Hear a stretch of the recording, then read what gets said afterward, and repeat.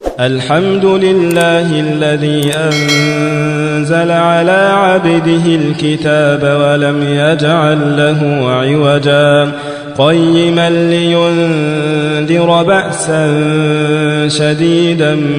من لدنه ويبشر المؤمنين الذين يعملون الصالحات أن لهم أجرا حسنا ماكثين فيه أبدا وينذر الذين قالوا اتخذ الله ولدا ما لهم به من علم ولا لآبائهم كبرت كلمة تخرج من أفواههم إن يقولون إلا كذبا فلعلك باخع نفسك على آثارهم إن لم يؤمنوا بهذا الحديث أسفا إنا جعلنا ما على الأرض زينة لها لنبلوهم أيهم أحسن عملا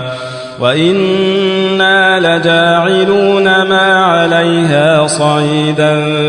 جرزا أم حسبت أن أصحاب الكهف والرقيم كانوا من آياتنا عجبا إذ أوى الفتية إلى الكهف فقالوا ربنا آتنا من لدنك رحمة وهيئ لنا من أمرنا رشدا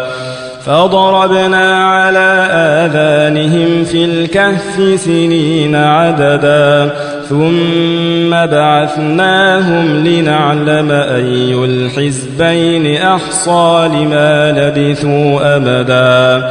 نحن نقص عليك نبأهم بالحق إنهم فتية آمنوا بربهم وزدناهم هدى وربطنا على قلوبهم إذ قاموا فقالوا ربنا رب السماوات والأرض لن ندعو من دونه إلها لقد قلنا إذا شططا هؤلاء قومنا اتخذوا من دونه آلهة لولا يأتون عليهم بسلطان بين فمن أظلم ممن افترى على الله كذبا وإذ اعتزلتموهم وما يعبدون إلا الله فأووا إلى الكهف ينشر لكم ربكم من رحمته ويهيئ لكم من أمركم مرفقا وترى الشمس إذا طلعت تزاور عن كهفهم ذات اليمين وإذا غربت تقرضهم ذات الشمال وهم في فجوة منه ذلك من آيات الله من يهد الله فهو المهتد ومن يضلل فلن تجد له وليا مرشدا وتحسبهم أيقاظا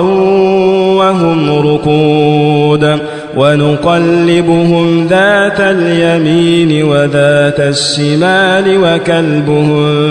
باسط ذراعيه بالوصيد لو اطلعت عليهم لوليت منهم فرارا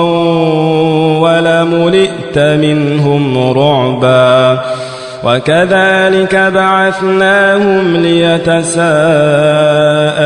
بينهم قال قائل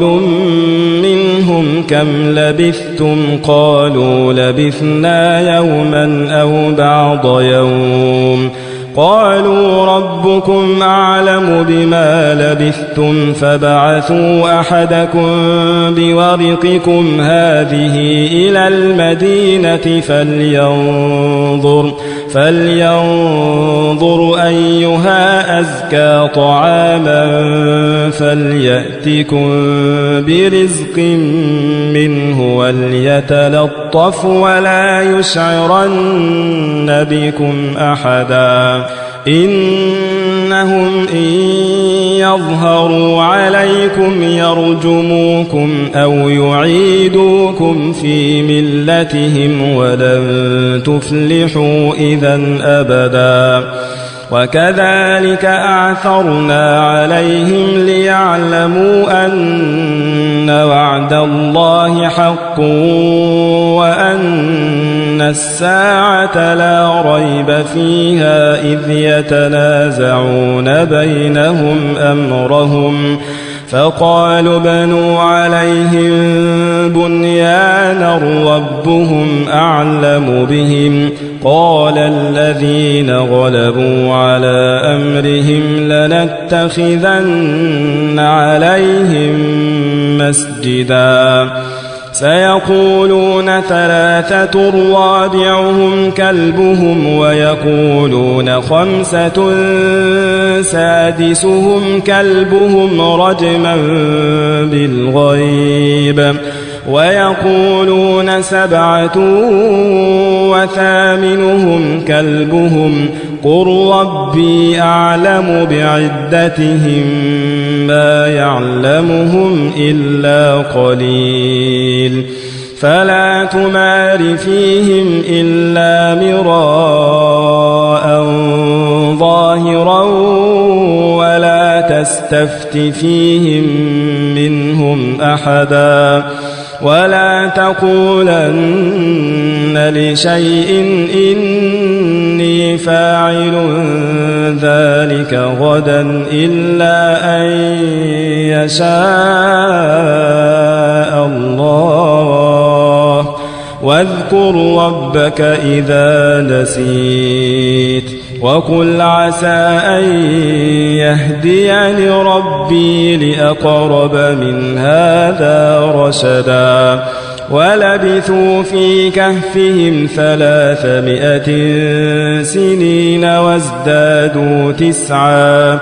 قل الله أعلم بما لبثوا له غيب السماوات والأرض أبصر به وأسمع ما لهم من دونه من ولي ولا يشرك في حكمه أحدا واتل ما أوحي إليك من كتاب ربك لا مبدل لكلماته ولن تجد من دونه ملتحدا واصبر نفسك مع الذين يدعون ربهم بالغداة والعشي يريدون وجهه ولا تعد عيناك عنهم تريد زينة الحياة الدنيا ولا تطع من أغفلنا قلبه عن ذكرنا واتبع هواه وكان أمره فرطا وقل الحق من ربكم فمن شاء فليؤمن ومن شاء فليكفر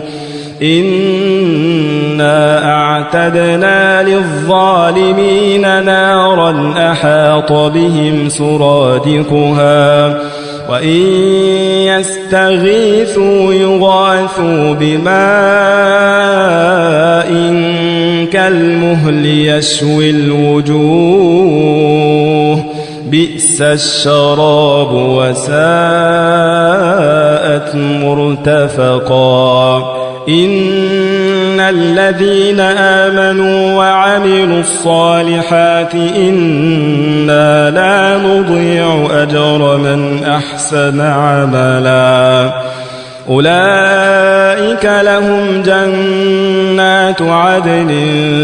تجري من تحتهم الأنهار يحلون فيها من أساور من ذهب ويلبسون ثيابا خضرا من سندس واستبرق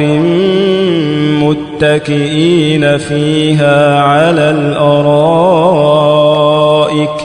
نعم الثواب وحسنت مرتفقا واضرب لهم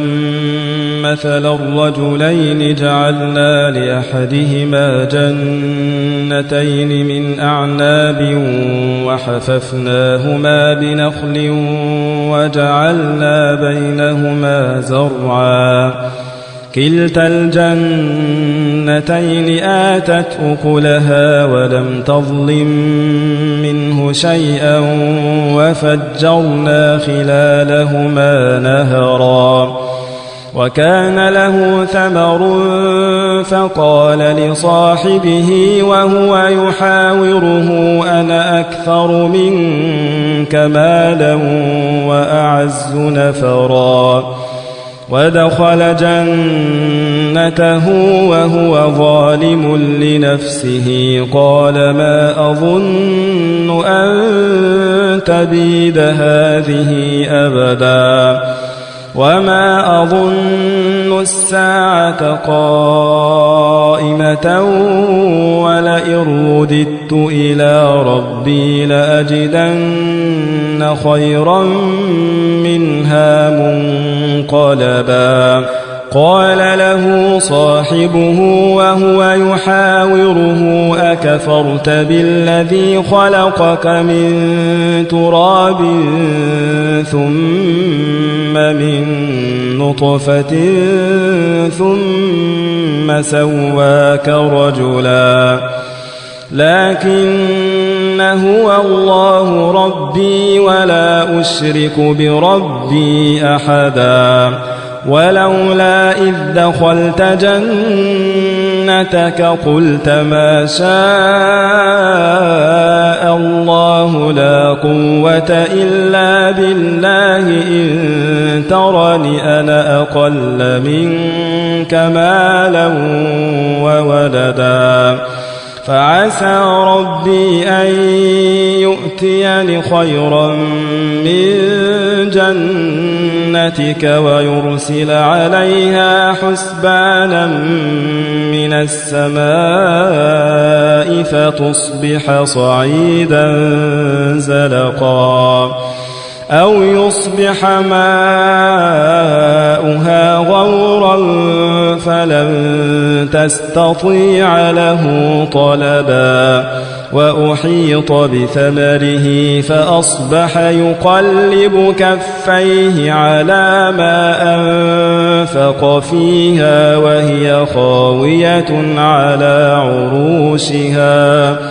وهي خاوية على عروشها ويقول يا ليتني لم أشرك بربي أحدا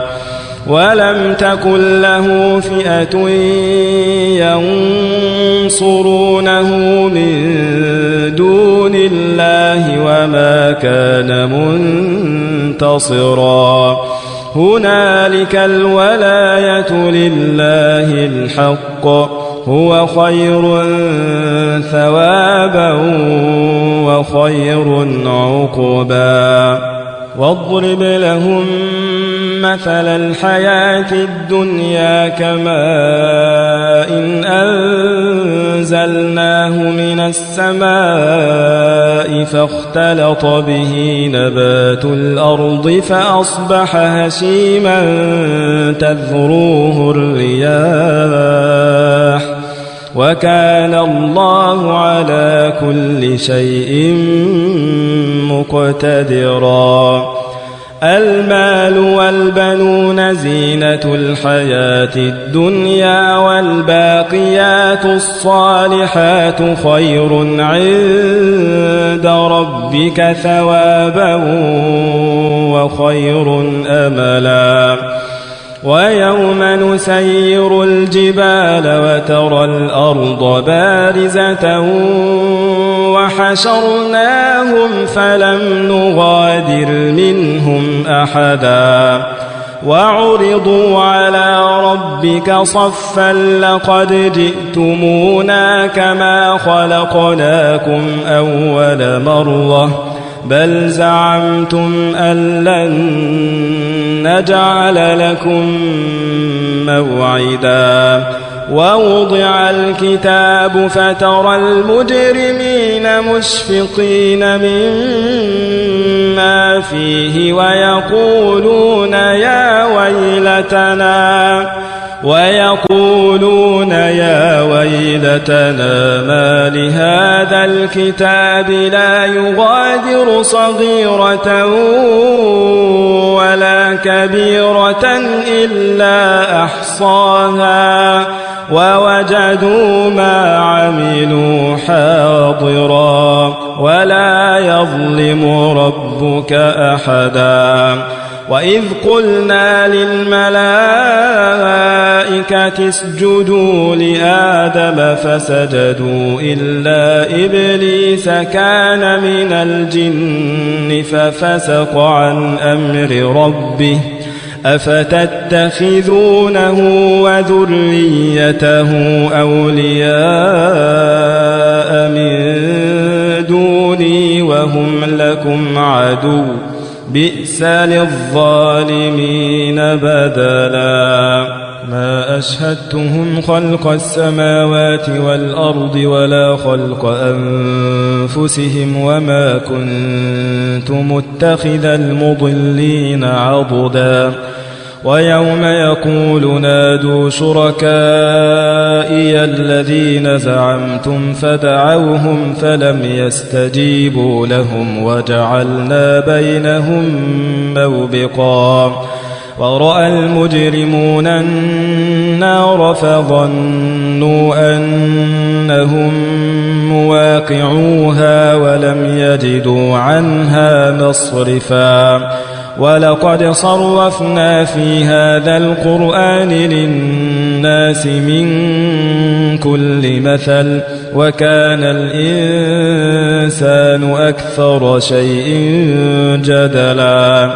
وما منع الناس أن يؤمنوا إذ جاءهم الهدى ويستغفروا ربهم إلا أن تأتيهم سنة الأولين أو يأتيهم العذاب قبلا وما نرسل المرسلين إلا مبشرين ومنذرين ويجادل الذين كفروا بالباطل ليدحضوا به الحق واتخذوا آياتي وما أنذروا هزوا ومن أظلم ممن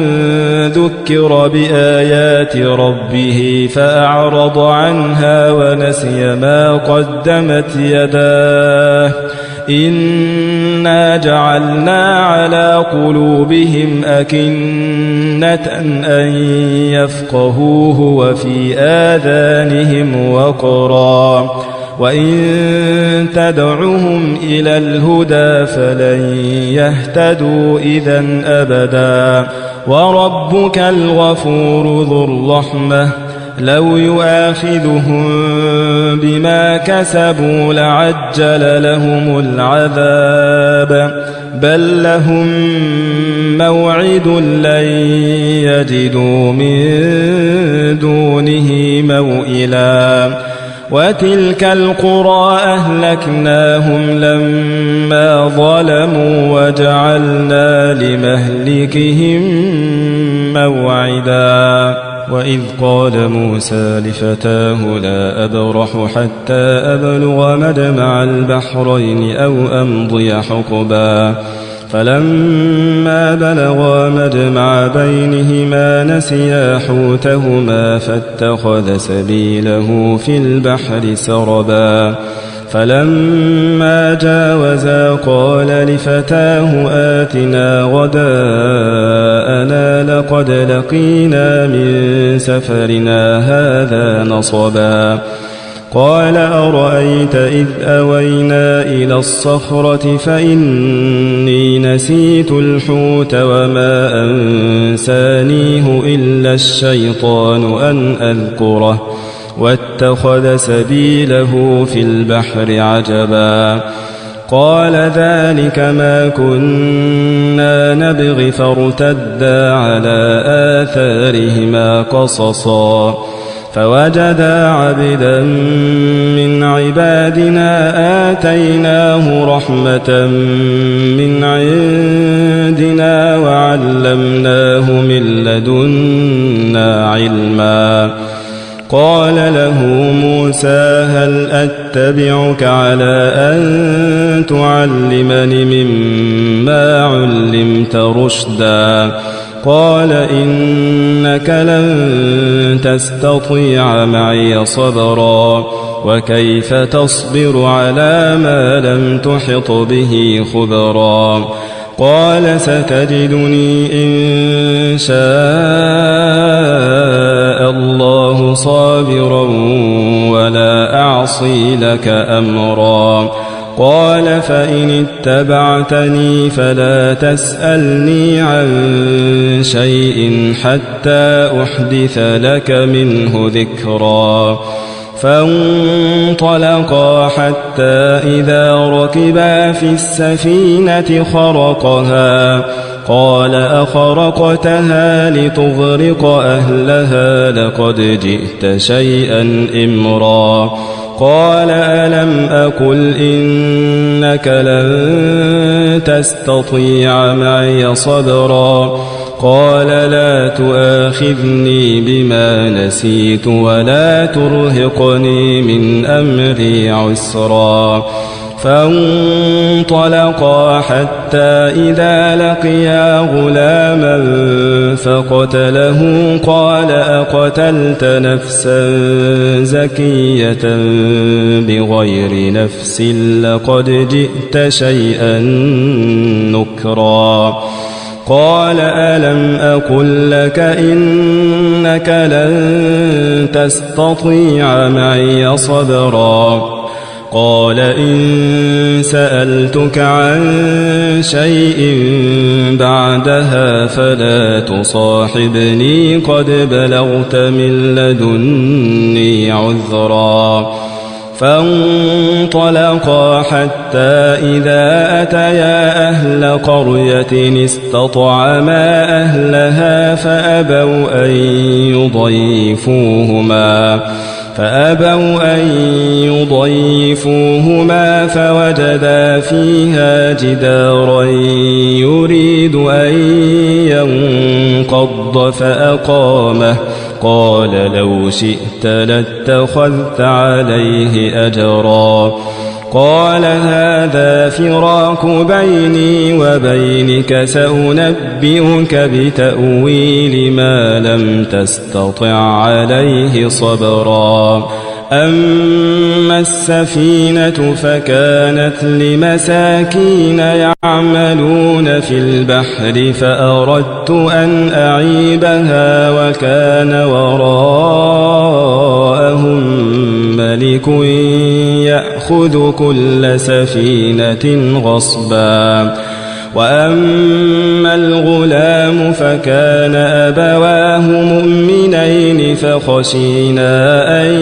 يرهقهما طغيانا وكفرا فأردنا أن يبدلهما ربهما خيرا منه زكاة وأقرب رحما وأما الجدار فكان لغلامين يتيمين في المدينة وكان تحته كنز لهما وكان أبوهما صالحا وكان أبوهما صالحا فأراد ربك أن يبلغا أشدهما ويستخرجا كنزهما رحمة من ربك وما فعلته عن أمري ذلك تأويل ما لم تسطع عليه صبرا ويسألونك عن ذي القرنين قل سأتلو عليكم منه ذكرا إنا مكنا له في الأرض وآتيناه من كل شيء سببا فأتبع سببا حتى إذا بلغ مغرب الشمس وجدها تغرب في عين حمئة ووجد عندها قوما قلنا يا ذا القرنين إما أن تعذب وإما أن تتخذ فيهم حسنا قال أما من ظلم فسوف نعذبه ثم يرد إلى ربه فيعذبه عذابا نكرا وأما من آمن وعمل صالحا